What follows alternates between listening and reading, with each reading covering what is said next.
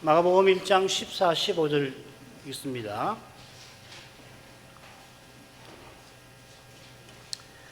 요한이 잡힌 후 예수께서 갈릴리에 오셔서 하나님의 복음을 전파하여 가라사대 때가 찼고 하나님 나라가 가까웠으니 회개하고 복음을 믿으라 하시더라. 마가 선생은 자신의 복음서에서 예수 그리스도 복음의 시작을 기록합니다. 마가복음에서 복음의 시작은 곧 십자가와 부활에 이르기까지 펼쳐지는 그리스도의 사역에 관한 것이지요. 먼저 하나님의 아들 예수 그리스도의 사역 준비에 관한 내용이 1장 2절부터 13절에 짧게 나옵니다. 사역의 준비는 구약 선자들이 예언한 대로 주의 사자 곧 광야에서 외치는 자가 먼저 와서 메시아의 길을 예비하는 데서 출발합니다. 주의 사자가 바로 세례 요한이고 말라기가 예언한 엘리야죠. 그는 회개의 세례를 전파함으로 메시아를 언약 백성들에게 소개합니다. 그가 전한 대로 메시아께서 성신으로 세례 베푸는 분인 이 사실이 예수께서 그에게 세례 받으실 때에 드러납니다. 하늘이 찢어지고 성신님이 비둘기의 형체로 임하시며 하늘의 음성이 들립니다. 성신으로 기름 부음 받은 이 예수는 성부께서 사랑하시는 아들 기뻐하시는 종입니다. 이어 예수님께서는 임하신 예수님에게 임하신 성신께서 예수님을 광야로 데려가십니다. 지난 시간 이어서 그 준비 부분 마지막입니다. 12, 13절 읽습니다. 성신이 곧 예수를 광야로 몰아내신지라 광야에서 40일을 계셔서 사단에게 시험을 받으시며 들짐승과 함께 계시니 천사들이 수종 들더라. 이 사건이 마태복음, 누가복음에도 예수님의 세례에 이어서 나옵니다. 누가 선생은 독특하게 예수님이 세례 받으신 일과 시험 받으신 사건 사이에 예수님의 족보를 거기 가운데 기록하죠. 물론 순서는 마태복음과 역순입니다. 누가의 족보는 예수께서 가르치심을 시작할 때 30세쯤 되시니라. 우리 한글 개혁에는 가르치심을 시작하실 때 이렇게 집어넣었어요. 원문에 내게 없습니다. 그냥 예수께서 시작하실 때에 이렇게 되어 있어요. 예수께서 성신으로 기름 부음 받아서 메시아 사역을 시작한 것이죠. 여러분 갖고 계신 영어에 보면은 가르치심이라고 보다는 사역을 이렇게 집어넣었을 겁니다. 미니스트리 뭐 이렇게 했을 겁니다.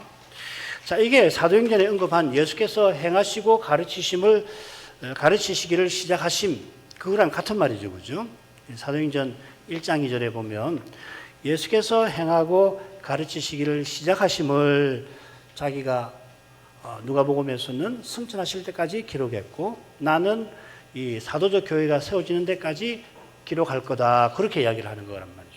그런데 족보에 바로 그 내용이 족보 처음에 시작하실 때가 30세쯤 되었다 이렇게 표기를 해놓은 거란 말이죠. 그러니까 누가복음 이 사도행전은 독일한 저자가 어마어마한 그 구도를 가지고 두 책을 쓰는 거예요. 이 낱말 하나만 아니고 시작하신만 아니고요. 연구해 보면 뭐 어마어마합니다. 이 누가복음의 줄거리하고 이 사도행전의 줄거리하고가 이건 뭐 이렇게 책을 쓴 사람이 어디 있을까? 정말 놀라운 거거든요. 그러니까 각각 우리 읽지만 연결해서 읽으시면은 어마어마한 책이에요. 성경은 어마어마한 책입니다. 우리가 그냥 이 신자들이니까 우리가 스스로 이 의식화돼 갖고 성경 하나님 말씀이지 거룩하지 뭐 그렇게 하는 게 아니고요. 정말 성경은 유일한 책이에요. 구원을 주시는 하나님의 말씀이 거기에 있습니다만은 거기에 부합하게 그 내용도 서술하는 방식도 그런 거란 말이죠.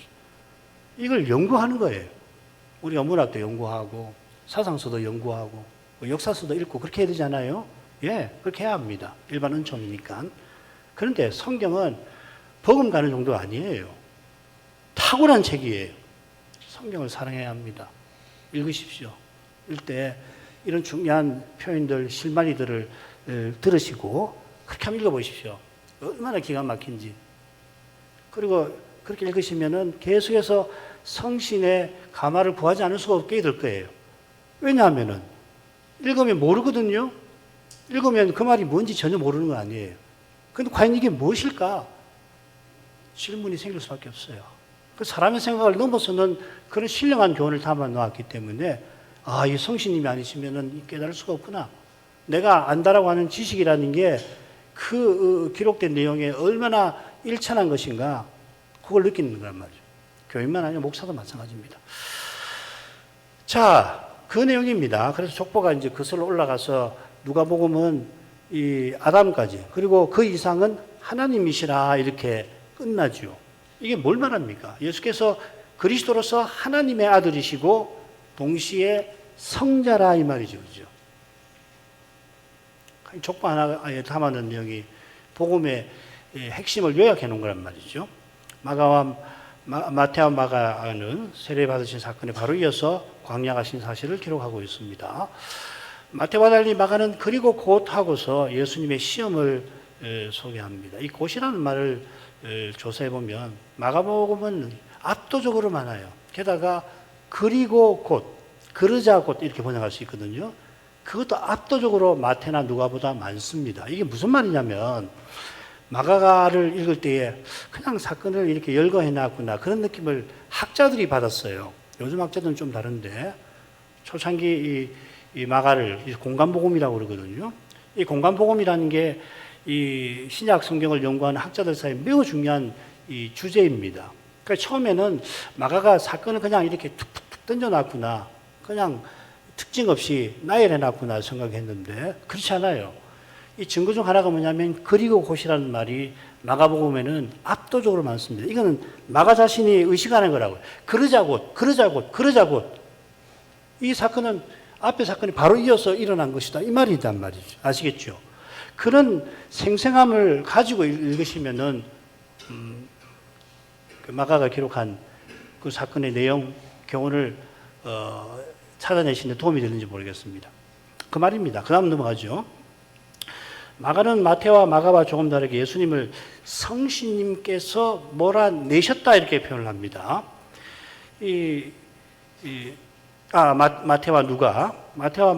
마태와 누가는 예수님께서 성신에 이끌려서 광야로 가셨다 이렇게 되었습니다. 그러니까 몰아내셨다 하는 번역이 얼른 우리 통념에 어색하지 않아요, 그죠?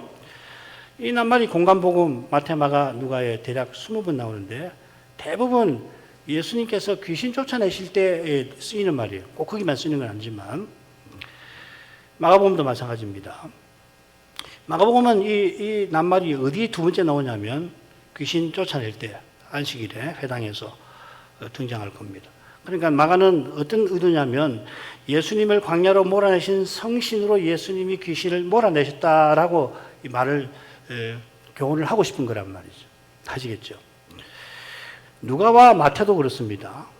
누가복음에서 이 낱말이 어디 처음에 쓰이냐면 나사렛 고향 사람들이 예수님을 마을에서 내쫓아서 낭떠러지에 떨어뜨려 죽이려고 한 사건이 맨 처음 나오고요. 그 다음 맨 마지막에 어디 나오냐면 포도원 품꾼이 주인의 아들 메시아를 포도원 밖에 내어 던져 죽이는 데 나온단 말이에요. 이 두 사건이 서로 아주 긴밀하게 연결되죠. 그죠? 마태도 그렇습니다. 마태는 처음 어디 나오냐면 남의 눈에서 티를 빼어내려고 하는 바리새인의 외식을 책망하시는 문맥에 나와요. 바리새인들 너희들은 자기 눈에 있는 들보는 보지 못하고 남의 눈에 있는 티를 빼어내려고 하는구나. 거기 나와요. 어디 마지막으로 나오냐면은 25장 30절입니다. 마지막에 무익한 종, 그게 바리새인들이거든요. 1차적으로. 그들을 어두운 데에 내어 쫓으라고 하시는 데 나와요. 우리가 거룩한 저자들의 영감을 다 헤아리지 못해요. 그러니까 뭐 이런 의도가 있었다 없었다 단정할 것은 없습니다만은 그러나 이 성경을 기록하시는 분들은 낱말 하나도 허투루 쓰지 않습니다. 이걸 의식하고 썼을까 하다 보니 우연으로 나왔을까 아무도 모르죠. 그분만 아시겠죠. 저자들만 알지만 성경을 연구하면 할수록 말이에요. 이게 우연이 아닌 것 같아요. 그래서 모든 성경은 하나님의 영감으로 쓰여졌다. 우리가 입이 닳도록 고백하잖아요. 모든 성경이 하나님 영감으로 되어 있다고 실컷 그렇게 이야기하고 정작 성경을 해석하고 읽을 때는 좀 상관없이 읽지 않나? 해석하지 않나? 그런 생각이 든단 말이죠. 율법의 1.1핵도 새하늘 새 땅 올 때까지는 없어지지 않고 다 이룰 것이라고 예수님 말씀하셨잖아요. 율법의 1.1핵. 네. 다른 성경 저자들도 똑같이 성경을 쓰는 거예요. 성경을 그렇게 성신님 의지해서 곰곰이 읽어보고 많이 읽어보고 자주 읽어보고 생각하고 왜 이 말을 썼을까 해볼 만하잖아요. 자, 그리고 그 다음 가지요. 그러니까 마가에 따르면 예수님의 광야 시험은 단연 성신님의 사역이죠. 성신께서 내어 쫓으셨으니까 세례받을 때 성신님께서 예수님에게 임하셨는데 그 성신님이 예수님을 광야로 데려가셨습니다. 오순절에 성신님께서 사도들에게 임하셔서 그들이 온 천하에 나가서 복음 전하게 하신 것과 비슷하지요. 온 천하에 나가서 그들이 그리스도의 부활을 전하게 하신 것처럼 성신님께서 예수님을 광야로 내모신 것은 이제부터 그리스도로서 하실 사역과 붙어 있겠죠. 예수께서 오직 성신을 의지하여 맡은 사역을 받으셨습니다. 그래서 그리스도이시다라고도 말할 수 있습니다. 그러니까 우리가 그리스도를 믿는다는 걸 뭘로 말할 수 있냐면 성신을 전심으로 의지하는가? 그게 실질적인 기준이란 말이에요. 테스트하는 실정이란 말이죠. 40일 사도들을 가르치신 후에 오직 성신이 임하시면 그들이 권능을 받아 주님의 증인이 될 거라고 하신 것처럼 우리가 그리스도의 몸과 지체로 존재하고 교회답게 서나가는 길이 오직 성신님께 있다 이렇게 말을 할 수 있습니다. 그 말씀은 필요 없나? 그 말 아니죠. 같은 말이잖아요. 그 길은 우리가 늘 배운 대로 성신의 가르치심과 인도하심을 받는 거예요. 이 가르치심이라는 게 말씀과 더불어 아닙니까? 성신님이 어떻게 역사하시나? 말씀과 더불어 역사하시는 거예요. 그리고 때로 연약할 때 이 간수가 제수를 끌고 가듯이 간호사가 환자를 데려가듯이 그렇게 인도하시는 측면도 있다. 우리 교회에서 처음부터 다 배우는 겁니다. 그러려면 성신을 근심케 하거나 소멸케 하는 굉장한 위험 요소가 있는데 그렇게 하지 않도록 성신 충만한 삶을 살아가야 되는 것이죠. 이를 위해서 십자가 지신 주님이 부활 후에 성신을 우리에게 주셨는데 자기의 영으로 주셨습니다. 그리스도의 영으로 주셨단 말이죠. 성신께서만 그리스도를 전하고 받게 하시고 부활 생명을 받고 살아내게 하십니다. 오직 성신. 이 분명한 진리를 잊지 않으려면은 성신을 의지하는데 치명적인 장애가 되는 자기를 부인해야 하는 거죠. 그래야 성신께서 그리스도를 광야로 몰아내셨다는 마가의 의중이 비로소 생생해질 것입니다. 이렇게까지 표현하는 거예요, 마가가. 주님께서 광야에서 40일 계셔서 사단에게 시험 받으셨습니다. 이 표현은 분명 이 에덴의 시험과 예수님의 시험을 견주는 거죠. 여호와께서 아담을 에덴 동산에 이끄셔서 온갖 과실을 마음대로, 양식을 마음대로 먹으면서 더구나 아내와 함께 고귀한 사명을 받들게 하셨습니다. 사명을 받들지 못할 원인이 하나도 없었습니다. 죄지을 자유 의지를 주셨으니까 그게 원인이라고 말하는 사람들이 많지요. 그러나 그 의지는 오히려 천사와 다르게 그리스도처럼 하나님을 섬길 능력을 주신 거예요. 이 점을 강조하지 않고 자유의지 주셨으니까 사람이 타락했지. 그렇게 말하는 것은 하나님이 태초에 행하신 일을 오히려 더 심각하게 오해하는 거란 말이죠. 죄의 원인은 참으로 사람의 지혜에 철저히 가려진 두려운 신비입니다. 무슨 말이냐면 왜 이런 아담이 죄를 지었나? 몰라요. 사람은 모르는 겁니다. 하나님만 아시는 거라고. 우리가 장차도 신이 되는 건 아니니까 영원히도 왜 아담이 죄를 지었나 그 원인 다 알지 못할 것 같아요. 하나님만 아시는 거니까. 필시 그 원인을 다 알려는 마음조차 지금은 우리에게 있지만 장차는 그런 마음조차도 사라져 버릴 겁니다. 우리는 그저 그리스도와 같아진 상태에서 그리스도처럼 더욱 하나님을 사랑하고 섬길 심령을 품게 되겠죠. 이만큼 하나님을 사랑했는데 그 기쁨이 벅차니까 그 기쁨에 이끌려서 더 주님을, 하나님을, 삼위 하나님을 가까이 하고 찬송하고 섬기게 되겠죠. 이 기쁨 말이에요. 이 기쁨의 그 아주 지극히 작은 부분을 지금 여기서 믿음으로 맛봐야 되는 거란 말이죠. 이게 빠져버리면 신앙의 생생함이 없는 상태가 되는 거라고. 말은 다 정통교리고 말은 뭐 청산유수까지 다 말할 수 있지만 그 기쁨이 없단 말이에요. 하나님의 사랑을 맛보지 못하니까 그것만이 우리의 마음을 충족시키는 거거든요. 돈이 우리 마음을 충족시킵니까? 예, 어느 정도는. 그러나 영혼을 만족시키지 못하잖아요. 명성이요? 어림없죠. 사람들의 칭찬이 그 받을 때뿐입니다. 연예인들 보면 알잖아요. 얼마나 그 사람들 공허합니까? 길거리에 나가면 연예인이 왔다고 그냥 구름대같이 와 사진 찍게 해주세요. 뭐 그리고 혼자 되면은 이 명성을 어떻게 유지할 건가 두려움이 생기고 그게 조금이라도 문제가 생기면 우리가 느끼지 못하는 공허함을 느끼는 거라고요. 욕망의 그 역설이라고 하는 겁니다. 욕망은 채울수록 그리스도로 채워지지 않은 욕망은 더 사람을 공허하게 만들고 영혼을 잡아먹는 거예요. 그래서 오직 그리스도라고요. 하고 싶은 거 마찬가지죠. 뭘 하고 싶으면 돈이 생기거나 기회가 생기거나 여건이 생기거나 아는 사람이 생기거나 그래서 남이 누리지 못하는 어떤 일을 하고 싶은데 어떤 사람을 만나가지고 할 수 있으면 얼마나 좋습니까만은 그게 잠시예요. 오직 그리스도만 썩는 문제 그리고 영광의 문제 능력의 문제를 해결해 주신단 말이죠. 지금 이 말씀 드리는 것은 예수님의 시험이 극과 관계된다는 걸 미리 말씀드리는 겁니다. 그리스도께서 죄인을 위하여 십자가 지신 사랑을 더욱 깨달아야 하는 겁니다. 이런 사랑이 마지막 아담 그리스도가 광야에 시험 받으시는 데에서 벌써 나타납니다.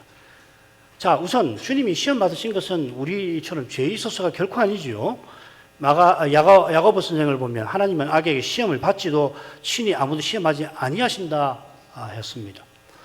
야고보서를 읽었을 때 시험이라는 명사가 나올 때하고 시험하다라고 하는 동사가 나올 때 구분해서 읽으시면 도움됩니다. 명사는 좋은 의미입니다. 동사는 나쁜 의미입니다. 그럼 되게 맞아요. 야고보서에서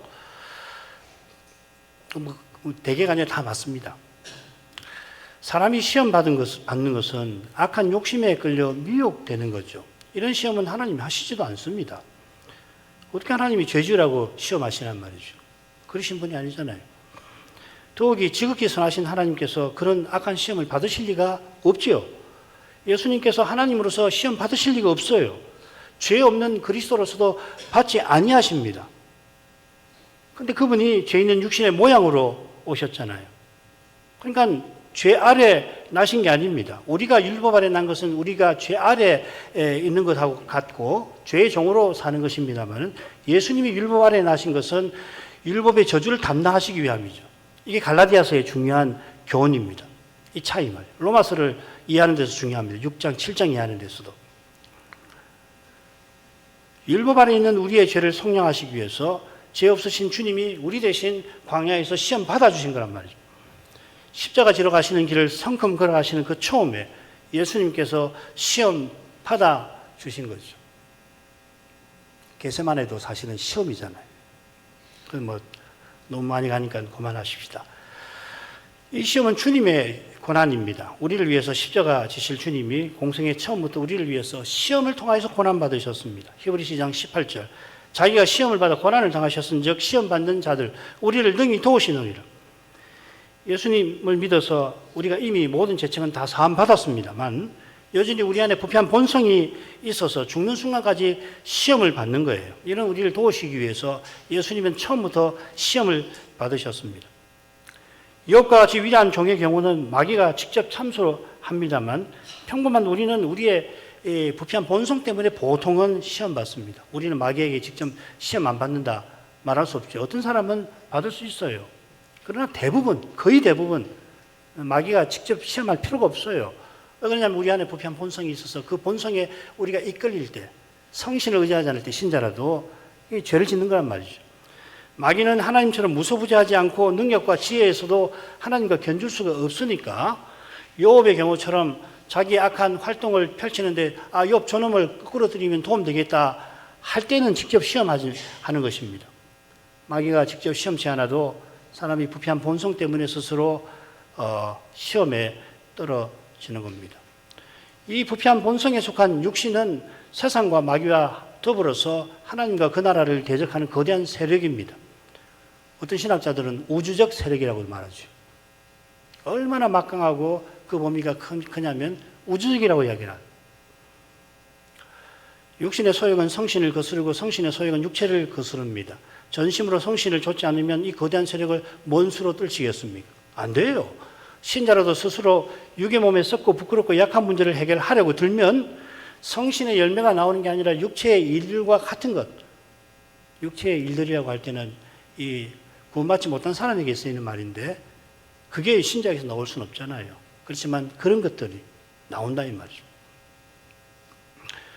물론 하나님의 뜻을 행하는 것처럼 보입니다만 실은 사람의 영광과 자랑을 위할 뿐입니다. 인생이 얼마나 연약한지 하나님의 뜻을 깨닫고 이루는데 내가 전혀 무능하구나 이걸 늘 깨달아야만 그래야 주의 뜻이면 우리가 살기도 하고 주의 뜻이면 이것저것을 하리라 고백할 수가 있게 되는 겁니다.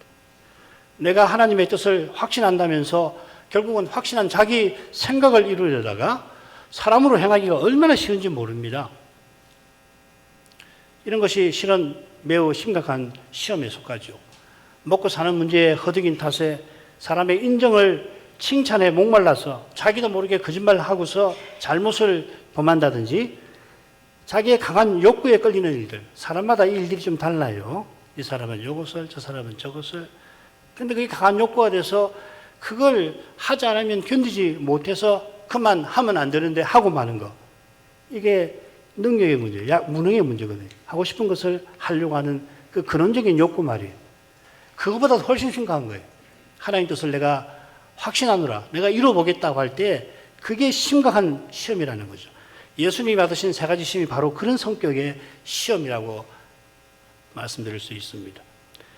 마귀가 네가 하나님의 아들이거든 하고 돌로 음식을 만들려고 시험할 때 썩는 문제에 관해서 먹고 사는 문제에 관해서 우리가 얼마나 취약하신지를 예수님이 친히 겪어주시면서 사람이 이 떡으로만 사는 것이 아니라 하나님의 입에서 나오는 모든 말씀으로 산다 하는 태도를 드러내신 거 아니에요. 그렇게 살도록 하시기 위해서 시험 받으신 거거든요.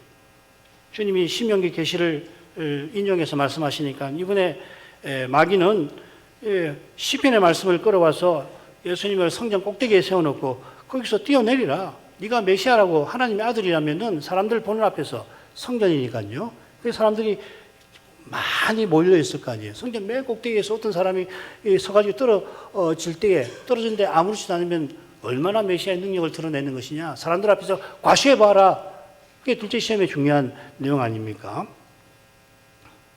그러자 주님은 주 너희 하나님을 시험치 말라 하시고 자기 능력을 과시하지 않고 하나님 보이신 십자가의 길로 묵묵히 걸어가려 하십니다.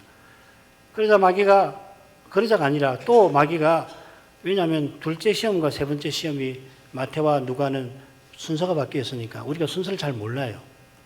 아무튼 마귀가 높은 산으로 데려가서 천하의 영광을 보여주며 자기에게 경배하면 다 주겠다고 시험하니까 예수님께서는 하나님을 경배하는 것이 메시아의 일이고 그게 곧 인생의 일이다. 인생은 하나님을 경배하기 위해서 지원받았다. 하나님을 향하도록 지원받았다. 그걸 천명해 주시는 거죠. 하나님을 예배하는 거, 하나님 향하는 거, 이게 인생의 목적이고 소명입니다. 예수님께서 아버지께서 기뻐하시는 일을 기뻐하며 받으셨습니다. 하나님이 기뻐하시며 주신 그 일이 우리에게 참된 즐거움과 보람을 거두는 방도입니다. 이게 소명론이에요. 소명을 찾아야 된다. 소명이 뭔지 깨달아야 한다. 그 말이거든요. 우리가 이 세상에서도 이런 소명을 신자가 아닌데도 자기 필생에 해야 할 일을 알고 그 일을 할 때에 얼마나 열심히 일하고 자기 생명을 갈아서 하는 그런 경우를 보지 않습니까? 더 이야기하면 정치적인 오해를 받을 수 있어서 이야기 안 하겠습니다. 그런 정치가들 꽤 있어요. 역사에 보면은 정치가만 아니죠. 철학가, 사상가, 위대한 상인들, 농사 짓는 분들 얼마나 많아요. 안 믿는 사람도 그런 면이 있단 말이죠. 그런데 우리의 소명은 아버지의 기뻐하시는 일을 기뻐하시는 그리스도처럼 사는 것이 우리의 소명인 거예요. 우리가 무슨 일을 하든지 그 일도 중요하긴 합니다만은 그 일을 통해서 우리가 해야 할 일이 뭐냐면 그리스도처럼 아버지를 기쁘시게 하고 아버지를 기쁘시게 하는 그것을 기뻐하는 거란 말이죠. 기독교는 기쁨의 종교입니다. 우울한 종교 아닙니다. 강요의 종교 아닙니다. 왜 그렇게 느끼냐? 죄 때문에 그렇단 말이죠. 육신의 문제 때문에 그렇단 말이죠. 그걸 극복하지 않으면 항상 강요입니다. 하지 마라, 하라, 하지 말라, 이런 거죠. 이렇게 사는 것이 우리에게는 불가능합니다. 인생은 자기가 하고 싶은 걸 하려고 합니다. 이게 죄와 허물로 죽은 사람의 특징이라고 에베소서 2장 2절 3절에서 이야기하잖아요. 우리가 육신의 악한 소욕을 이루려고 사는 거기서 그러려고 공중의 권세자 문제를 뒤쫓는 데서 건져주시려고 주님이 감히 자기에게 경배하라는 마귀의 악한 시험을 받아 주신 것입니다. 이만큼 하죠. 그 다음은 이제 우리가 풀 숙제가 뭔가 하면 들짐승과 함께 계셨다 하는 이 표현이 뭔가, 이건 막 간단하게 하십시다. 이게 아주 잘 모르겠어요. 결론적으로. 이 두 개의 해석이 있습니다. 하나는 뭐냐면, 주님께서 들짐승과 함께 평화롭게 광야에서 지내셨다 하는 해석입니다. 꽤 유력한 해석입니다. 교부들부터 있던 해석이고요. 또 하나는 뭐냐면, 들짐승이 사람을 해치고 광야니까, 들짐승이 사는 곳이 광야고, 그래서 그리스도를 해치려고 했다라고 하는 해석입니다. 이 둘인데 어떤 걸 택해야 될지 잘 모르겠어요. 줄거리를 한번 보시면 성신님이 예수님을 광야로 몰아내셨다. 그리고 예수님이 광야에 계셔서 시험을 받으셨고 광야에 들숨과 함께 계셨다. 그리고 천사들이 수정들더라 이렇게 했습니다. 이 줄거리를 보면 재밌는 게 가운데 두 부분에 주 동사가 똑같습니다. 시제도 같고 동사도 같습니다. 헬라말 쓰지 엔이라고 하는 말입니다. 요걸 보면은 둘째 해석이 조금 더 낫지 않나 그런 겁니다. 그 정도 넘어가지요. 그 다음에 천사들이 수종 들더라고 하는 이것은 마태복음을 참조해야 됩니다. 이것은 예수님이 시험 받으신 후에 있던 일이에요. 시험을 마치시고 그러자 천사들이 와서 예수님을 수종 들더라. 이 수종 든다는 말이 뭐냐면 공궤한다. 이 고대 교회에서 보면은 가난한 성도들에게 먹을 것을 과부에게 공개한다고 그러잖아요. 집사님들이 하는 일이 뭐냐면 이 히브리파 헬라파 과부들에게 음식을 제공하는 것을 쓰는 건데 여기서도 40일간 줄이신 주님께 엘리야의 경우처럼 주님께서 이 천사들의 도움을 받아서 천사들이 주는 음식으로 예수님께서 배고픔을 해결하셨다. 그렇게 해결할 수가 있겠습니다. 이 정도 하고 넘어가죠. 그 다음 시험 받으신 후에 예수님께서 메시아로서 사명의 길을 걸어가십니다. 이 길은 십자가와 부활에서 완료가 되죠. 지상 사역이니까. 이제 주님께서 십자가에 이르시기까지 이제 갈릴리에서 하나님 복음을 전파하시는 일을 하십니다. 1장 14절이에요. 이 기간에 해당하는 내용이 마가복음 전체 4분의 3에 해당됩니다. 그래 4분의 3이면 어마어마하게 긴데 줄거리를 먼저 말씀을 드리겠습니다. 타스스로 보겠습니다.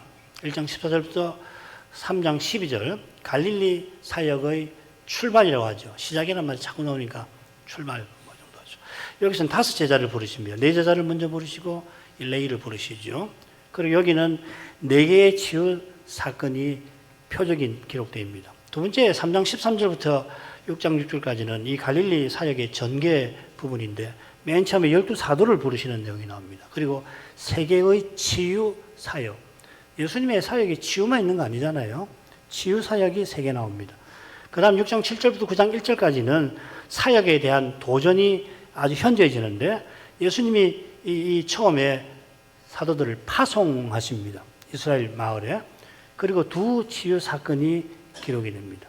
그 다음 9장 2절부터 10장 52절에는 변화산에 세 제자를 데려가시는 일이 나오고 그 다음에 하나의 치유사 표적이 나옵니다. 그리고 마지막 주간이 11장 1절부터 13장 37절 마지막이죠. 여기서는 2 제자를 보내죠. 유월절을 준비하기 위해서 그리고 여기는 치유사역이 없습니다. 표적이 없다는 이야기가 아니라 치유사역이 없습니다. 그러니까 이 줄거리는 뭘로 구성이 됐냐면은 예수님이 제자들을 부르시고 세우시고 파송하시고 보내시고 하는 그것이 출발점이고, 이어서 치유사역이 어떤 패턴을 가지고 나온다는 건 이걸 근거로 해서 제가 5을 삼았다는 겁니다. 지난번에도 간단히 말씀드렸습니다만 마태복음 8장 9장이 재미있어요.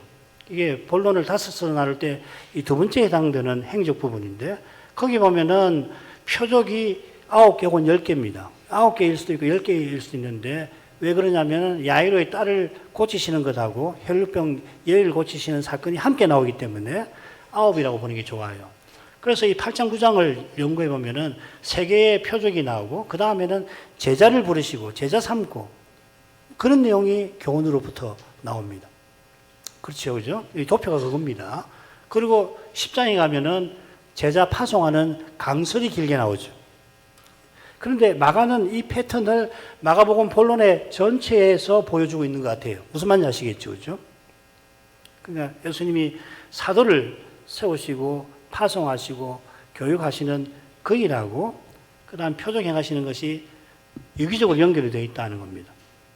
그러니까 예수님이 표적을 행하시는 그 의미가 무엇인가 하는 것을 살피고, 그 의미를 어떤 식으로 예수님께서 구현해 나가시나, 치유사역을 통해서 예수님께서 뭘 교훈하시는가, 다 말씀드리죠.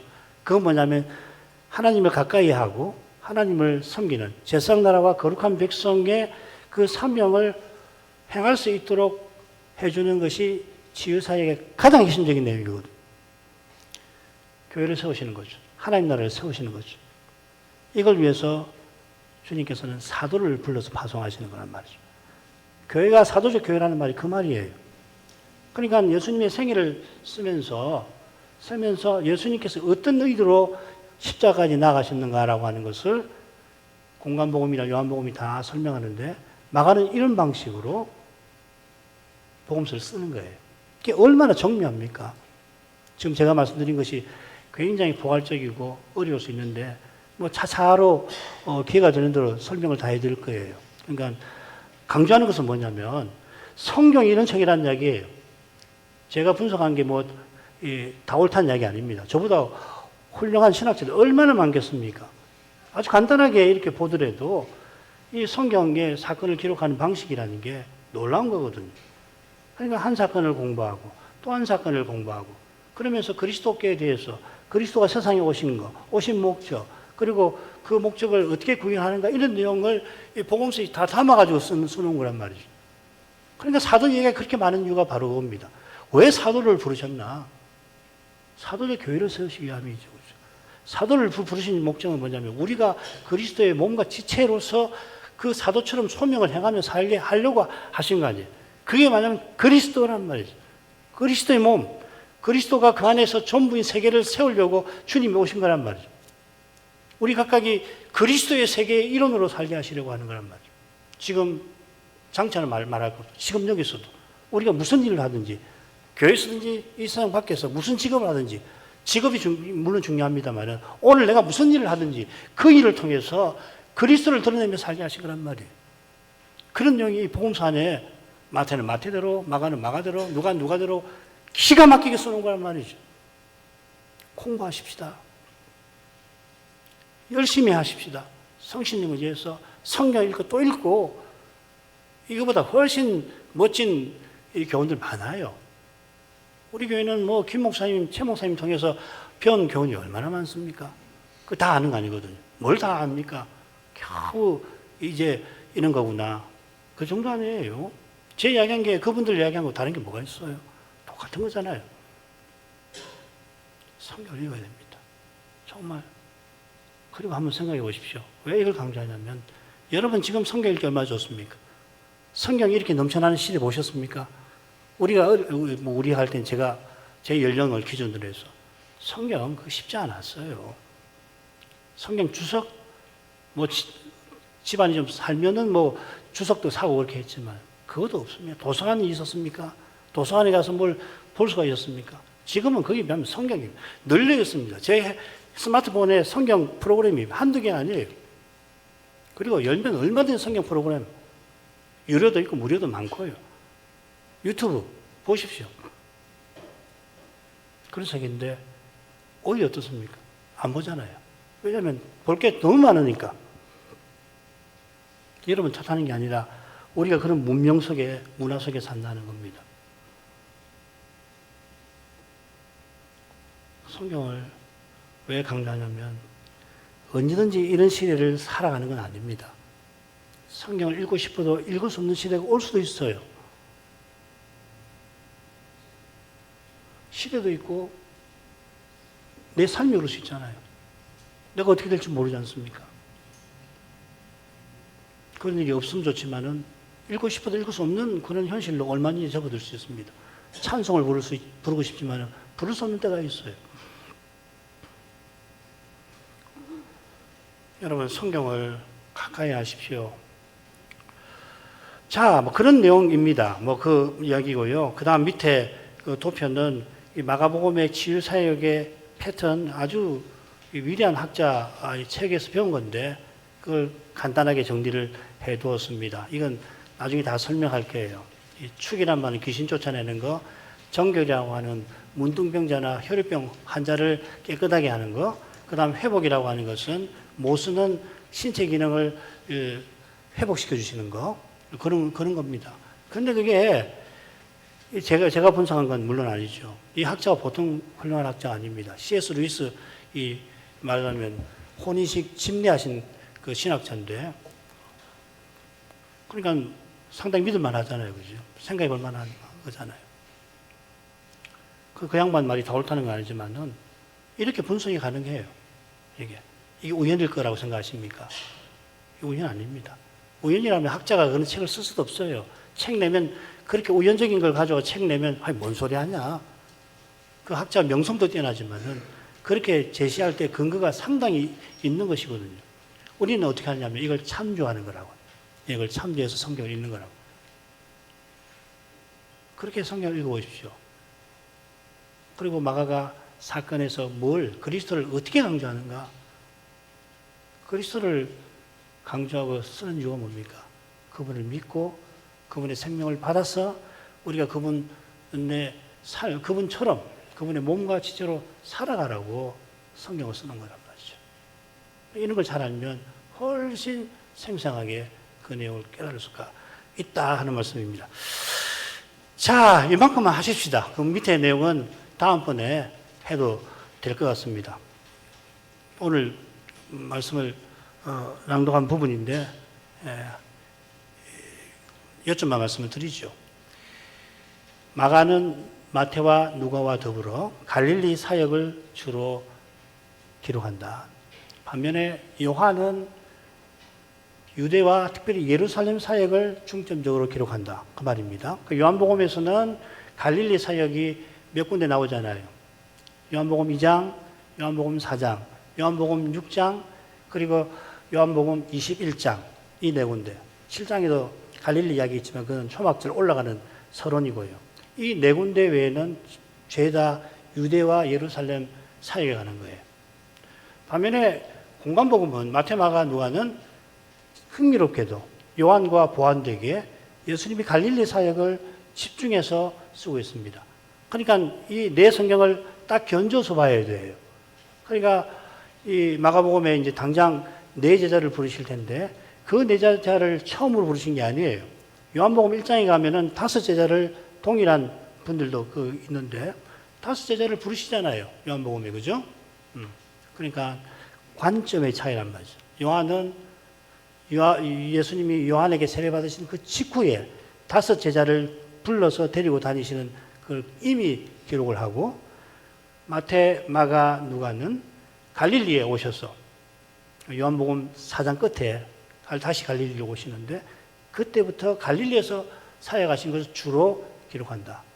그래서 마가복음을 읽으면 예수님이 마치 예루살렘에 한 번 가신 것처럼 읽힌단 말이죠. 그렇게 생각하면 안 되고 내 성경을 딱 견주어서 이게 기가 막힌 거란 말이죠. 이게 모순이 아니고요. 이게 기가 막힌 거라고. 또 마태, 마가, 누가도 비교해 보면은 같은 관점, 그래서 공관이라고 그럽니다. 공통되는 관점. 영어로 하면 시놉틱이라고 해요. 신, 함께, 옵틱, 눈이란 말이거든요. 그렇지만은 관점이 똑같지는 않단 말이에요. 이게 다채로움입니다. 좋아하죠. 기가 막히죠. 자, 이만큼 하죠. 기도하겠습니다. 거룩하신 아버지, 우리 주님께서 회개의 세례를 요한에게 받으신 후에 성신께서 예수님을 광야로 몰아내신 일, 곧 예수께서 광야에서 40일 사단에게 시험 받으신 일을 살펴보았습니다. 이 일이 예수님께서 갈릴리 사역을 본격적으로 펼쳐가실 준비 과정이듯이 예수님께서 이 사역을 다 마치시고 십자가를 지실 때 이 잔을 할 수만 있다면 내게서 지나가게 하소서. 그러나 내 원대로 마옵시고 아버지의 원대로 하옵소서. 극심한 우리가 감히 헤아릴 수 없는 그런 신비한 시험을 이기시며 간구하시게 될 것입니다. 예수님께서 시험 받으신 목적이 십자가 지시는 거기에 있고 십자가 지셔서 우리의 죄책을 사하여 주시듯이 우리가 믿은 후에도 부패한 본성에 이끌려서 시험 받을 때 이 연약한 우리를 도우시기 위함임을 배웠습니다. 이런 데서 그리스도께서 하나님의 복음이신 것을 깨닫게 하십니다. 우리가 죄 사함 받은 것은 물론이고 시험 받기 쉬운 우리가 그리스도와 함께 고난받는 거기서 하나님께서는 그리스도를 우리에게 주신 하나님께서 우리에게 그리스도를 주신 그 은혜의 신비가 드러나도록 하시나이다. 세상 나라에 속한 자들처럼 사람의 힘과 꾀로 사람의 뜻을 이루려 아니하는 이것이 실로 놀라운 일일 뿐 아니라 우리가 그리스도를 드러내고 나타내는 거기서 그리스도가 전부이시며 전부 안에 계시는 그런 영원한 나라가 이미 여기서 이곳에서 세워지게 하시는 것이 실로 놀랍고 놀라운 일인 줄 믿사옵나이다. 저희가 하나님 말씀을 가까이 하게 해 주옵소서. 깨닫게 해 주옵소서. 그러기 위하여 성신님을 전심으로 의지할 수 있도록 성신 충만이 무엇인지를 맛보게 해 주옵소서. 예수님 이름으로 기도합니다. 아멘.